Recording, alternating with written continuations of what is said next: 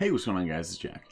Back again to bring you Mythic Felhounds of Sargeras, my point of view, and just some general tips and tricks in order to get this boss down as a healer, alright? Starting off, we did choose to have 4 healers on this fight. Honestly, I think if it wasn't for tank damage, you probably could just bring like 2 or 3. But the tank damage for this fight is quite high, as you'll see going over this, and overall, it's kind of the only damage that's high on this encounter. You're going to be having lots of extra fire patches on the ground, things like that.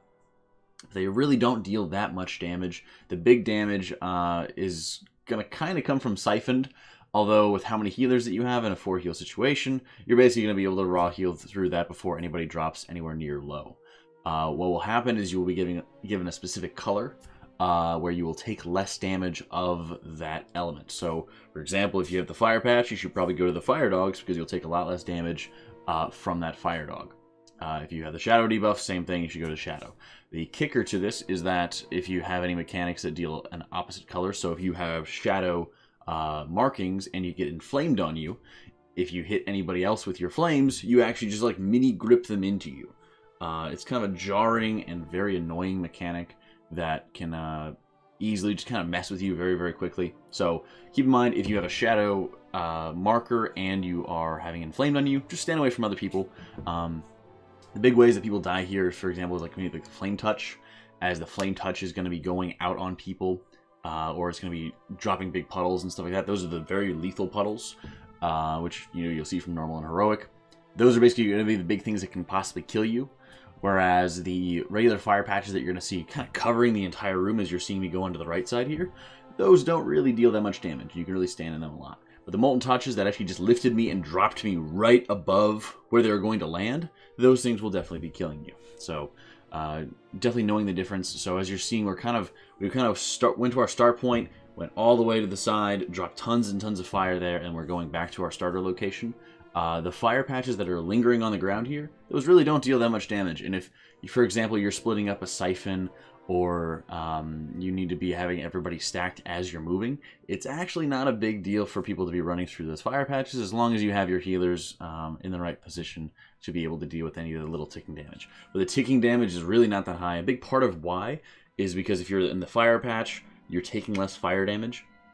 So you don't really have to worry about it that much. So, the shadow side, as you're inflamed, or as you have those pools in the ground, it will be dealing quite a bit more to them. But even still, at the same token, it's not that much. It's really kind of underwhelming from what I was expecting on this encounter. The big concerns are definitely going to be keeping strong healing on the tanks at all times, making sure, for example, that they're going to be calling for some cooldowns. That way they're able to kind of better pace out their own, and really taking advantage of them, because the damage otherwise is pretty underwhelming. You'll have the Desolate Gazes, same as usual. You have the Psychic Corruption, same as usual. As long as you're properly following these mechanics, just making sure you're getting everybody stacked up for siphons, making sure you're running out any of the charges, and not stacking them on top of other people, those really are the big things you have to focus on. And keep in mind, you do have to be getting these bosses down at the same time, so they have different health pools, so you have to be making sure that they die at the same time. It's very similar to the Council fight from Siege of Orgrimmar, where you have to make sure that they all are killed at the same time. Otherwise, you're going to be having some big problems there, right? And as you're seeing, you're kind of just pacing back and forth along 2 locations as space really allows you to. So, both the dogs will still have some of the same heroic mechanics in terms of like the frontal cleaves. You'll still have the Weight of Darknesses, like you're seeing right here. You have to be stacking up for to make sure that people are not getting feared by them. And all in all, this focus is just going to be on consistency. A lot of times you're going to see people dying from just getting caught out in the multiple touches. You'll be seeing some of the inflamed, for example. If people are not properly spreading that out and you're on the shadow side, you're seeing right here, I'm getting kind of moved around all over because I'm bouncing between basically 2 people who both have inflamed and are putting it on top of me. This can get really dangerous if you're, for example, trying to move away from like a molten touch, and you're going to be running away from the molten touch, but someone's still in the molten touch landing zones with inflamed, they just drag you right back in. And we've had some deaths to that as well. So those are the big scary points that you have to be watching out for, and can happen more often than you think. We also have the Consuming Sphere, like you're seeing going out from one dog to the other.